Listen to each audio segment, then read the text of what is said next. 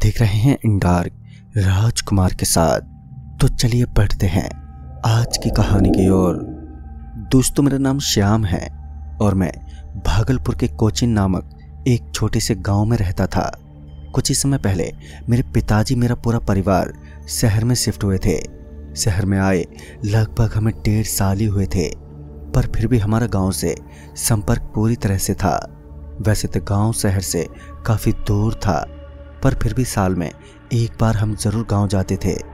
यह हमारी एक तरह से मजबूरी भी थी, क्योंकि जब जब गांव में सरकार के द्वारा भेजे गए पैसे आते थे तो उनके बंटवारे के लिए सारे गांव को लोगों को एकत्र होना होता था।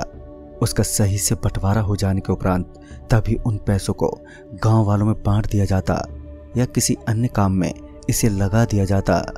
यही कारण था कि हमें हर साल गांव जाना पड़ता था। हम पिछले साल भी गांव गए थे, पर इस बार हालात हमारे अनुकूल नहीं थे। जहाँ कर भी हमारा पूरा परिवार इस बार गांव नहीं जा सकता था। छोटू के स्कूल थे और एग्ज़ाम भी काफ़ी करीब था। मैंने आज तक कभी भी ट्रेन में अकेले सफ़र नहीं किया था। बस यही एक थोड़ी सी मेरी समस्या थी। गांव तो जाना पक्का था, इसलिए मैंने अपना सामान पैक करके 2 हफ्ते पहले ही टिकट निकलवा लिया था और 15 जनवरी को सवेरे ही ट्रेन पकड़ ली। ट्रेन अंदर से काफ़ी खाली लग रही थी, जो कि मेरे लिए बहुत ही अच्छी बात थी, क्योंकि मेरा ट्रेन के साथ कुछ अच्छा अनुभव नहीं था। मैं हर बार हद से ज़्यादा भरी ट्रेनों में आया जाया करता था, जिस वजह से मैं ट्रेन से सफ़र करने में कतराने लगा था। मैं अपनी सीट पर बैठते ही अपना फ़ोन निकालकर चलाने लगा। यह सफ़र कुछ 1.5 दिन का था। बोरियत में मुझे समझ नहीं आ रहा था कि मैं क्या करूं, इसलिए मैं कुछ ना कुछ इंटरनेट पे खोजने लगा। तभी मुझे अचानक से एक ऐप के बारे में पता चला, जो एक रैंडम चैटिंग ऐप था। वह काफ़ी नया लग रहा था। बस कुछ ही हफ्ते पहले यह ऑफ सर्कुलेशन में आया था। मेरे मन में इस ऐप को डाउनलोड करने की बहुत ही ज़्यादा उत्सुकता जागी। मैंने ऐप डाउनलोड भी कर लिया और उतनी ही तेज़ी से इस्तेमाल भी करने लगा। यह एक ऐसा ऐप था जिसमें आप देश दुनिया के अनजान लोगों से बात कर सकते थे, यहाँ तक कि उनसे सीधा वीडियो कॉल पर भी बातचीत हो सकती थी। वैसे तो वो ऐप प्राइवेसी के मामले में काफ़ी गलत था, पर फिर भी मुझसे रहा नहीं गया और मैंने इस ऐप पर हाय करके भेजा। जितनी जल्दी मैंने हाय भेजा था, उससे ज़्यादा तेज़ी से सामने वाले का जवाब आ गया। उसने लिखा था, हाय तुम कहाँ के हो? तो मैंने उत्तर में लिखा, मैं कोलकाता का हूँ। मैंने झूठ बोला। मैं नहीं चाहता था कि मैं अपनी कोई भी जानकारी इस आदमी को दूँ। उसका जवाब आया, ओ अच्छा, मैं भी कोलकाता का ही हूँ। उसने फिर से एक सवाल पूछा, तुम्हारा नाम क्या है? मैंने उत्तर में लिखा, मोहन। मैंने इस बार भी झूठी लिखा था।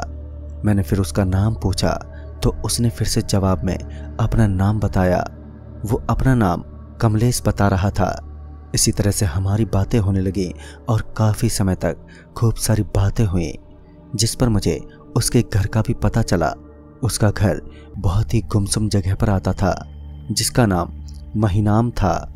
मुझे अभी भी वो वक्त याद है कि ऐसे ही बातचीत में उसने कहा कि चलो मैं वीडियो कॉल करता हूँ, तुम उठाओ।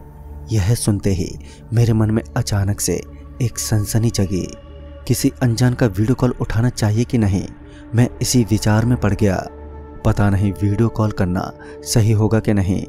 मैं इतना जब तक सोच ही रहा था कि सामने से वीडियो कॉल आ गया, पर मैंने कॉल को उठाया नहीं और कट कर दिया। फिर उसका सामने से मैसेज आता है, अरे भाई मुझ पर भरोसा नहीं हो रहा है क्या? वैसे भी अकेले ट्रेन में तुम बोरी हो जाओगे।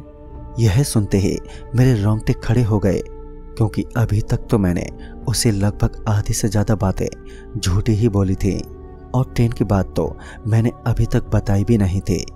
मैं इस सोच में पड़ गया कि इसको इस बात की कैसे जानकारी हुई। मेरे हाथ हल्के हल्के से कांपने लगे और कांपते हुए हाथों से मैंने टाइप किया, तुम्हें कैसे इस बात का पता चला? उसने सामने से हंसते हुए जवाब दिया, इसमें कौन सी बड़ी बात है? मुझे तो ये भी पता है कि अब तक तुमने जितनी बातें बताई वो सब झूठ है ना। इतना सुनने के बाद तो मेरे में कुछ आगे लिखने तक की हिम्मत भी नहीं थी। मुझे लगा कि जैसे कुछ क्षणों के लिए मेरे पैरों के नीचे से ज़मीन खिसक गई। मैं जितना खुद को चालाक समझ रहा था, पिछले कुछ क्षणों में मेरे ये सारे भ्रम टूट गए। बिना कुछ कहे मैं बस फोन की तरफ देखे जा रहा था कि तभी अचानक से एक मैसेज आता है जिस पर मेरा असली नाम, मेरे गांव का एड्रेस लिखा था। अब यह मेरे सोच से परे थी कि कैसे उस व्यक्ति को मेरी सारी जानकारी हो रही थी। ये मुझे कुछ समझ नहीं आ रहा था। मैं इस चीज पर क्या प्रतिक्रिया करूं? मेरा दिमाग मानो रुक सा गया था। तभी मैंने एकाएक अपने फोन को बंद कर दिया और साइड में रखकर बैठ गया। मेरे दिमाग में मानो सवालों की बाढ़ सी आ गई थी। साथ ही साथ मुझे थोड़ा डर भी लग रहा था। मेरे माथे पर हल्के हल्के से पसीने भी आने लगे थे। घबराते हुए मैंने अपने बैग से चद्दर निकाली और उसे ओढ़कर सो गया। मुझे आज भी याद है, मैं सोकर कुछ 7 बजे के लगभग जागा था। ट्रेन ने अब धीमी गति पकड़ ली थी। इसका एक ही कारण था कि सामने कोई स्टेशन आने वाला है। इस घटना के बारे में मैं तब तक भूला नहीं था कि तभी अचानक से मेरे फोन पर एक और मैसेज आता है। मैंने अपने फोन को उठाया और देखा तो 10 से 15 मैसेज आए हुए थे और वो सब उसी आदमी ने भेजे थे। लेकिन उसे पढ़ने के बाद मानो अब पूरी कहानी ही बदल गई थी। उसने लिखा, अरे मैं तेरे दोस्त कमलेश भूल गया भाई, मैं मजाक कर रहा था। अरे मुझे अंकल आंटी से पता चला कि तू गांव आ रहा है, इसलिए मैंने सोचा कि तेरे साथ ही गांव चलूं। वैसे भी तू जिस ट्रेन से जा रहा है ना, वह मेरे स्टेशन के इधर से जाती है। फिर मुझे याद आया कि कमलेश भी गांव छोड़कर शहर में रहने लग गया था, पर मुझे यह बात नहीं पता थी कि उसका घर कहाँ पर है। इसी सोच में तब तक महिनाम नाम का एक स्टेशन आया और ट्रेन यहाँ पर रुक गई। देखकर लग रहा था कि ट्रेन काफ़ी समय तक रुकने वाली है, क्योंकि ऐसी ही बातचीत मेरे साथ बैठे लोग कर रहे थे। जब मैंने थोड़ा और मैसेज को पढ़ा तो उसमें भी महिनाम नाम का ही नाम लिखा हुआ था। शायद यही कमलेश का घर था। यहाँ पर फिर से मुझे एक मैसेज आता है, भाई थोड़ा ट्रेन से उतर कर तो बाहर आकर देख, मैं यहीं खड़ा हूँ। फिर मैं ट्रेन से नीचे उतरा। मेरे पास इतना कुछ ज़्यादा सामान नहीं था, इसलिए चोरी ना होने के कारण मैं बैग को अपने कंधे पर लेकर ही ट्रेन से नीचे उतर गया। ट्रेन से उतरने के बाद मैं यहाँ वहाँ कमलेश को ढूंढ रहा था। तभी मोबाइल पे एक और मैसेज आया, अरे भाई लगेज एरिया में आ, मैं वहाँ पर हूँ। मैंने उसका जवाब दिया, भाई तू सामने सीधे आ जाना वरना ट्रेन चल देगी। उसका जवाब आया, अरे नहीं यार, ट्रेन अभी काफ़ी समय तक रुकने वाली है, मेरा घर पास में ही है, आजा, मेरे पास सामान भी बहुत है। फिलहाल अभी तक तो लगभग शाम खत्म होने वाली थी और रात आने ही वाली थी। मैं लगेज एरिया की तरफ गया तो तभी अचानक से लाइट कट गई। वैसे तो यह काफ़ी अजीब सी बात थी, फिर भी मुझे लगेज एरिया में एक लड़का खड़ा दिख रहा था। उसने दूर से आवाज़ लगाई और कहा, श्याम इधर आ। उसकी आवाज़ हूबहू कमलेश जैसी ही लग रही थी। अब इस बात में कोई शक नहीं था कि वह कमलेश ही था। मैं उसकी तरफ गया और मुझे उसका चेहरा तो पूरी तरह से दिख नहीं रहा था, क्योंकि उसने मास्क भी लगाया हुआ था और अंधेरे के कारण उसकी हल्की हल्की सी बस आंखें ही नजर आ रही थी। मुझको उसका चेहरा देखने की उत्सुकता हो रही थी, पर मुझे लगा कि यह अजीब बात होगी कि मैं उसको अपना चेहरा दिखाने को कहूँ। उसने कहा, अरे भाई तू तो ऐसा नहीं था, इतनी झूठ क्यों लिख रहा था? तो मैंने कहा, कुछ नहीं, कैसे किसी अनजान को इतनी जानकारी दे देंगे। उसने कहा, ठीक है, थोड़ा उस तरफ चल, मेरा घर वहीं पर है, काफ़ी सामान भी है, बस स्टेशन से करीबी है, दोनों उठाकर लाते हैं ना। तो मैंने कहा, चल ठीक है, चलते हैं यार। हम दोनों स्टेशन से बाहर आए। वो मुझे थोड़ी सुनसान सी जगह पर ले जाने लगा। उसने कहा, बस थोड़ा ही आगे उसका घर है।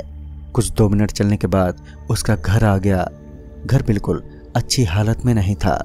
घर पर क्रैक्स आए हुए थे और रहने के मुकाबले में भी काफ़ी छोटा था, पर घर रहने लायक था। मुझे शहर की महंगाई का अंदाज़ा था, इसलिए मुझे इस बात से ज़्यादा हैरानी नहीं हुई। कमलेश ने कहा, अच्छा तू बैठ, मैं अंदर से पानी लाता हूँ। फिर मैं बैठ गया और कहा, यार जल्दी आना। तभी अचानक से मेरे फ़ोन पे उसी ऐप से एक एडवर्टाइजमेंट मैसेज आया। तभी मेरे दिमाग में एक बात आई, यह जो ऐप मैंने डाउनलोड किया था वो तो रैंडम चैटिंग ऐप है, तो इस पर कमलेश कैसे मुझे मिल गया?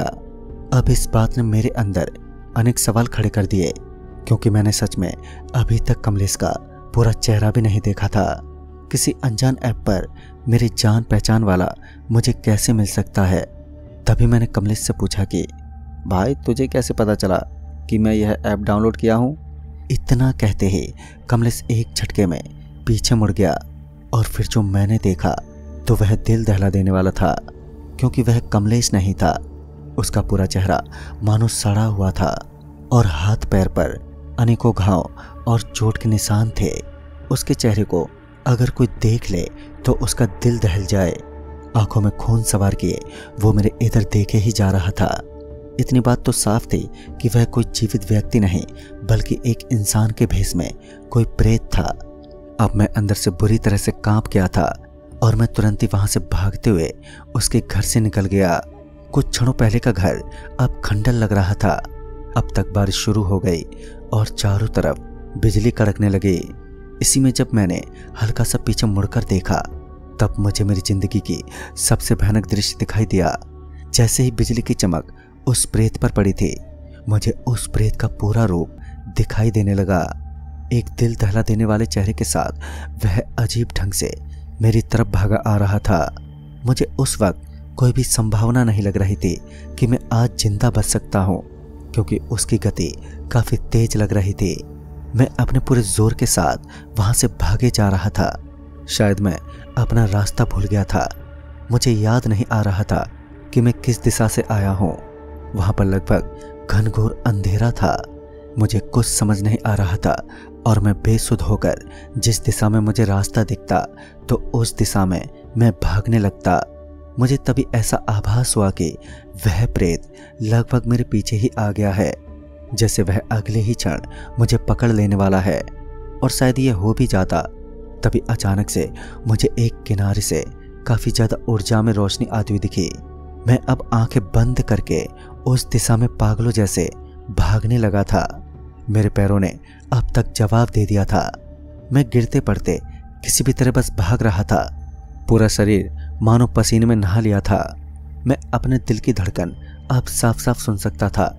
उस दिन जो मेरी हालत थी उससे आज भी ऐसा लगता है कि मैं भगवान के भरोसे ही जिंदा हूँ। सिर्फ मैं ही जानता हूँ कि कैसे हालात में मैं फंसा हुआ था। एक तो मैं अनजान जगह पर था और ऊपर से मैं प्रेत के जाल में फंस गया था। भागते भागते अब मैं एक पत्थर से टकरा गया और जोर से जाकर गुलाटियां खाते हुए आगे नीचे गिर पड़ा। मेरे गिरने की वजह से जो शोर उत्पन्न हुआ उससे काफी सारे लोग मेरी तरफ भागते हुए आ गए। कुछ क्षणों में काफी सारे लोगों ने मुझे घेर लिया। मेरे सर पर बहुत जोर की चोट लग गई थी, पर किसी तरह मैं स्टेशन तक तो पहुंच ही गया था। लोगों की सहायता से मैं सही सलामत अब स्टेशन में पहुंच गया और ट्रेन में जाकर आराम से बैठ गया। मुझे वहां के लोगों से यह बात पता चली कि इस जगह पर आए दिन भूत प्रेत की घटनाएं घटती रहती हैं। मैंने ट्रेन में बैठकर चैन की सांस ली, पर फिर भी मेरा डर मेरे चेहरे से साफ झलक रहा था। मैंने अपने विंडो वाली सीट से हटकर मिडिल वाली बर्थ में बैठने का फैसला किया। ट्रेन फिर से चालू हो गई थी और यह बात मैंने अपने आजू बाजू में बैठे लोगों को पूरी विस्तार से बताई। उन्हें भी ये बात जानकर बहुत हैरानी हुई। वैसे तो यह कोई विश्वास करने वाली बात नहीं थी, पर मेरी हालत देखकर इसे झुठलाया भी नहीं जा सकता था।